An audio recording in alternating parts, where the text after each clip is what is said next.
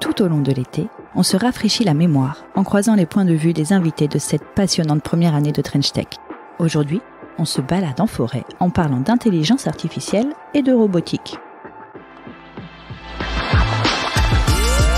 Trench Tech, esprit critique pour tech éthique et top. Les gars, je reviens là, on a toujours pas de raison, on capte pas du tout. Ça va. Ne paniquez pas, les amis. Thibaut, je vous assure, on n'est pas perdu. Mais prenez le temps plutôt, admirez le paysage. Reconnectez-vous au monde qui nous entoure. Magnifique. C'est bon pour votre hygiène numérique. Souvenez-vous de ce que nous disait le célèbre psychanalyste Serge Tisseron. Nous sommes des créatures d'habitude.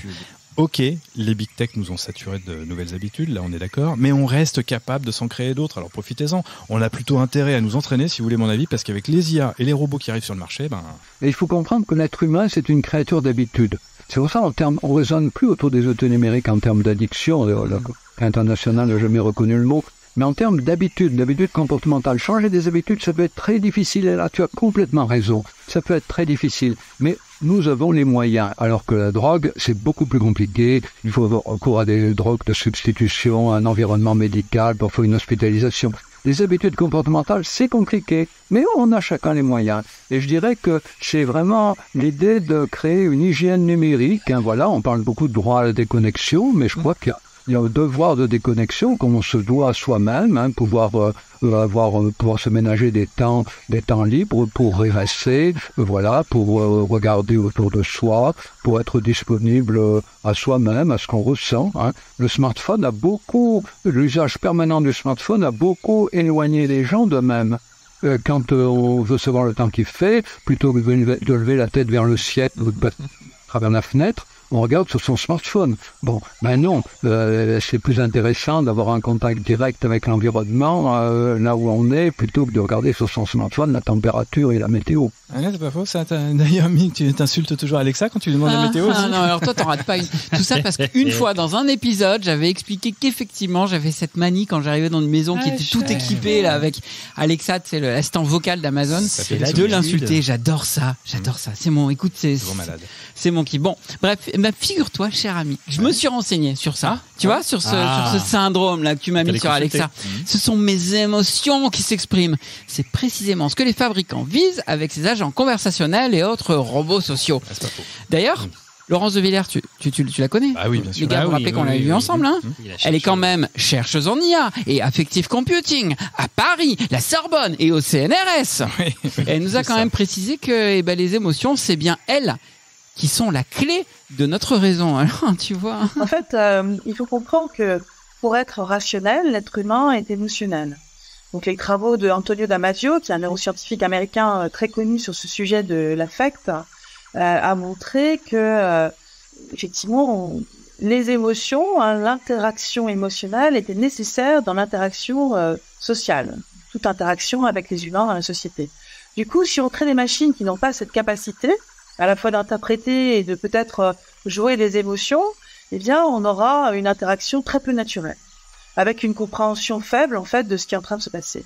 Donc, intrinsèquement, l'être humain est émotionnel, et sans être émotionnel, il peut pas être dans une interaction sociale naturelle avec les autres. Or, c'est ce qu'on cherche à faire à travers ces machines, qui sont des machines sociales, soit des agents conversationnels, de chatbots, ou des robots qui embarquent donc ces capacités de langage et d'interaction avec les humains.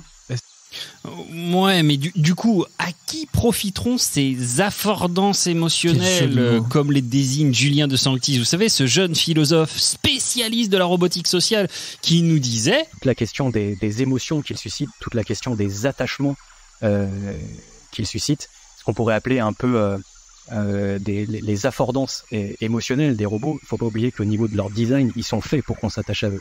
Ils sont faits pour qu'on prenne soin d'eux. Ils sont vraiment là pour qu'on les aime, pour qu'on les chouchoute. Ça, il y a une autrice qui analyse ça très bien, c'est Sherry Turkle. Il peut y avoir énormément d'intérêts privés, pas toujours très louables, qui se cachent derrière ces affordances-là. derrière ces questions émotionnelles, bon, c'est pas à vous que je vais l'apprendre, mais toute la question des données, tu seras beaucoup plus enclin à donner à livrer tout un tas d'informations à ton robot si tu l'aimes beaucoup. Moi, je retiens surtout qu'il faut prendre du recul sur nos propres perceptions des enjeux éthiques de l'IA et des robots, parce que c'est avant tout une question de point de vue, de culture, de croyance, bref, de société. Toi, t'es passé voir Emmanuel Goffi, non ? Ouais, c'est ça. Selon le camp et le où on se situe, oui, justement, tu parlais d'Emmanuel, Emmanuel Goffi, notre éthicien IA maison. Ouais.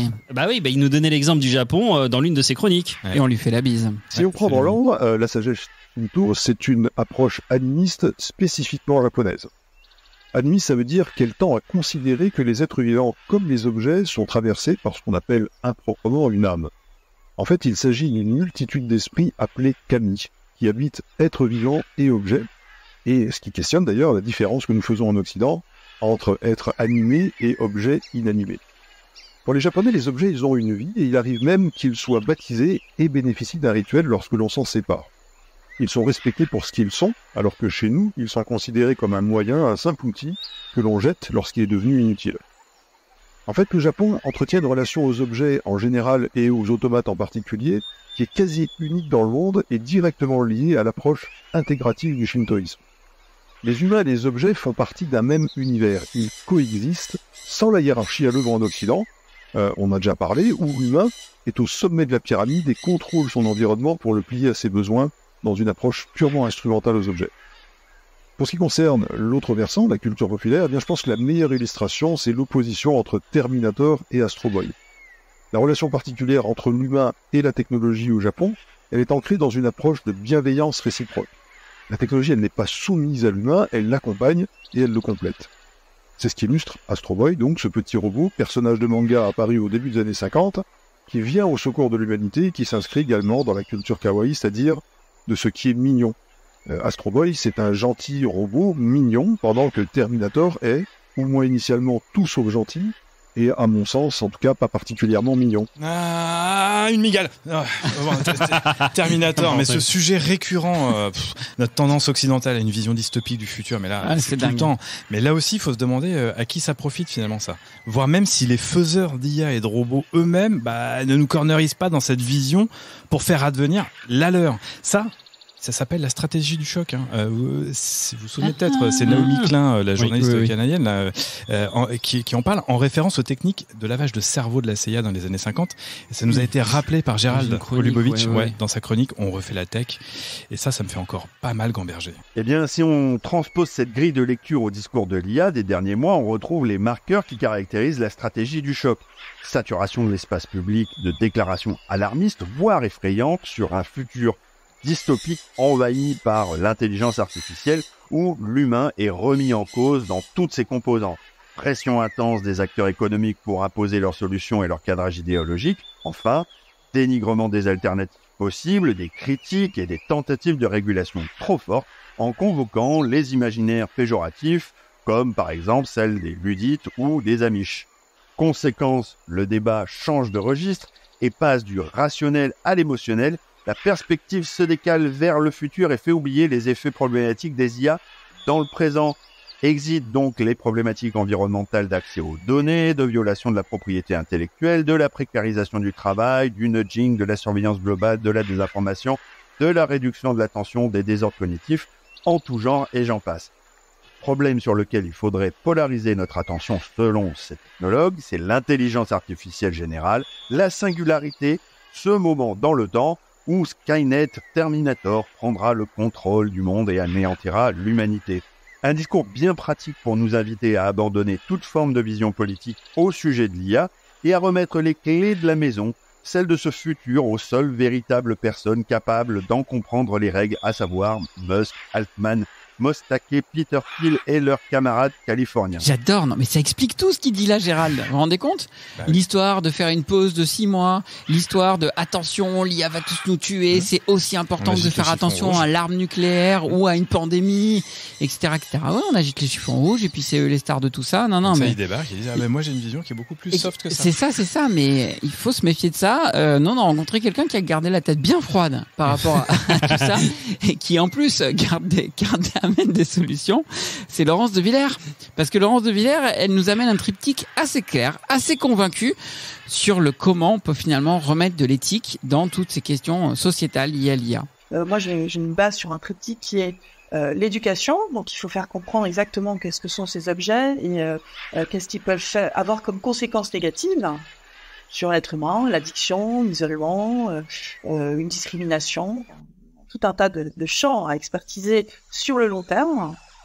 Et puis, il faut pousser les industriels à suivre un certain nombre de normes qui permettent ensuite de mesurer les effets de cette machine dans le temps de l'usage, pas seulement lorsqu'il sort de l'usine, mais quand on l'utilise. Et puis, il faut donc qu'il y ait des lois, c'est-à-dire une obligation en fait de suivre ces normes et standards et de vérifier le comportement des machines. Donc, il faut créer cet écosystème et c'est pour ça que je me suis engagée, comme vous l'avez dit dans ma bio, à aller vers la standardisation, d'aller au-delà de la philosophie autour des risques, philosophie ou sociologie autour des risques qu'amènent ces machines très performantes qui ont un pouvoir extrêmement positif pour nous. Je suis vraiment technophile, mais c'est justement pour qu'on les utilise au mieux que je me penche sur les risques que peuvent être avérés sur le court terme, sur le long terme. Et je pense que là, il faut être extrêmement vigilant. Et ce n'est pas aux entreprises, notamment aux GAFA, de proposer la vision de demain. C'est quelque chose qu'on doit gérer au sein d'une société. Et c'est pas non plus seulement un gouvernement, comme on le voit en Chine, de poser ces règles. C'est à la société entière de comprendre quels sont les enjeux et de se donner les moyens de surveiller ces machines. Laurence, présidente, alors là, totalement d'accord, ça fait du bien de terminer là-dessus, les gars, parce qu'encore une fois, on constate qu'on a un minimum de temps pour penser ces sujets qui semblent pour beaucoup encore trop souvent complexes ou trop éloignés d'eux, etc.